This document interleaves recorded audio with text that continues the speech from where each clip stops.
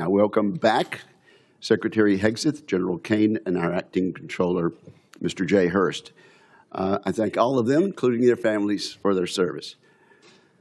For the dozens of Americans that regularly watch our hearings, my next remarks will be no surprise, but for new viewers, I want to reiterate some context for my remarks. I've said this at almost every hearing. We live in the most dangerous security environment since World War II. Every uniformed officer who has come before this committee has agreed with that statement.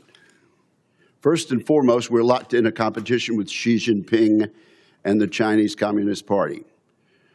The competition is high stakes, and it is about whether this will be an American-led century or a century defined by authoritarian, autocratic regimes that care little for the needs of their citizens or those in neighboring countries. The Chinese Communist Party has accelerated its historic military buildup and its predatory economic practices against Americans and countries the world over. Xi Jinping leads not only China, but also an axis of aggressors. This growing alliance cannot be denied. It includes China, Russia, Iran, and North Korea. They're united around this goal: to oppose America's interests and the interest of other like-minded democratic countries across the globe. Vladimir Putin's war of choice in Ukraine has now entered its 5th year. In Putin's objectives, we hear echoes of the imperialistic ambitions of World War II's aggressors, including Adolf Hitler.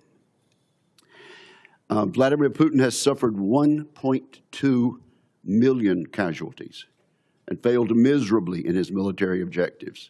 Along the way, he has transformed Russia's economy into one fueled by war, raising the prospect of an even more aggressive Moscow for the foreseeable future. Most of Iran's leaders are now deceased, but they and those who survived them have consistently sought violence against America, Israel, our Gulf allies, and the Iranian people. We saw this during the October 7th massacre, during their continued support for Hezbollah and Hamas, and in their desire to engage in nuclear blackmail. Iran's ayatollahs have consistently represented a threat to American interest. Kim Jong-un has joined Mr. Putin's war of aggression. He continues a military and nuclear buildup that threatens South Korea, Japan, and the United States. Ties have never been closer among these four dictators, among these four dictatorships. They support each other's aggressive endeavors, they prop each other up financially, and they scheme to undermine America's objectives. We should expect them to continue this behavior. This context plays out across every dimension of national power: the economy, technology, diplomacy, and more. But today we're here to talk about the military dimension of this competition. These regimes have regularly tried to take by force what they cannot secure through the political process. For that reason, we must be ready to deter conflicts and, if necessary, to win them. President Trump has used the U.S. military appropriately and effectively for American interests. He has viewed our adversaries as a united bloc and has taken action in light of that reality. In Operation Absolute Resolve and associated statecraft, the President removed an aspiring dictator off the board and set up Venezuela for a future aligned with democratic interests. In Operation Midnight Hammer, he sought to eliminate the Ayatollah's nuclear program. When the Ayatollah chose to double down, the President launched Operation Epic Fury. In that mission, he has worked to remove the regime's conventional military capabilities and force it back to the table for a permanent solution. While we all mourn the tragic loss of the 14 service members who've lost their lives in this conflict, we do so knowing the world is safer without a nuclear Iran. All of these actions are part of a peace through strength strategy. In this approach, we seek first to avoid war, but we take military action when necessary to achieve U.S. interest.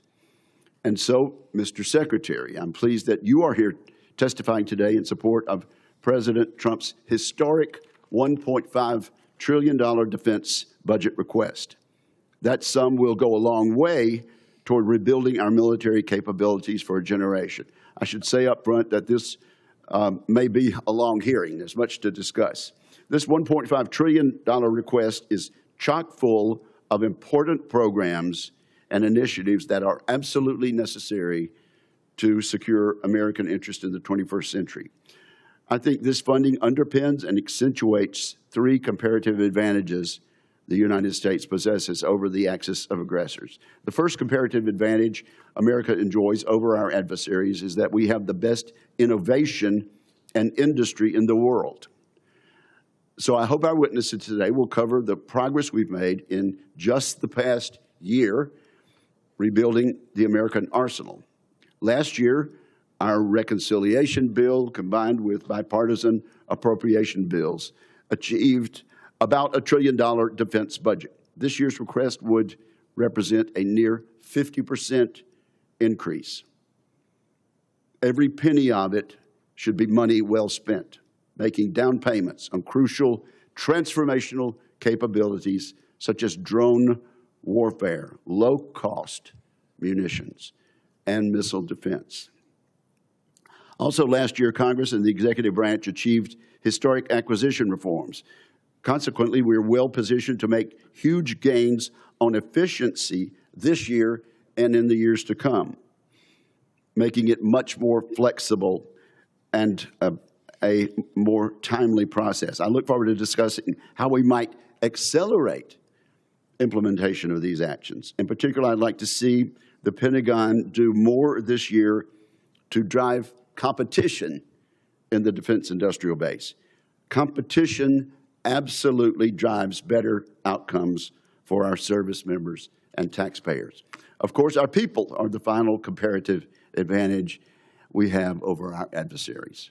We've enjoyed significant improvements in recruitment and retention, but we need to solidify a merit-based environment that fully cares for our personnel. I commend you, Mr. Secretary, for your efforts over the past year to do just that. That task will never be finished, of course, but we embrace it gladly and we salute the progress. We will always be striving to care for and equip American service members as much as possible. I look forward to more work between this committee and the department this coming year. With that, I turn to my friend and colleague, Ranking Member Jack Reed. Support journalism you trust. Support PBS News. Donate now, or even better, start a monthly contribution today.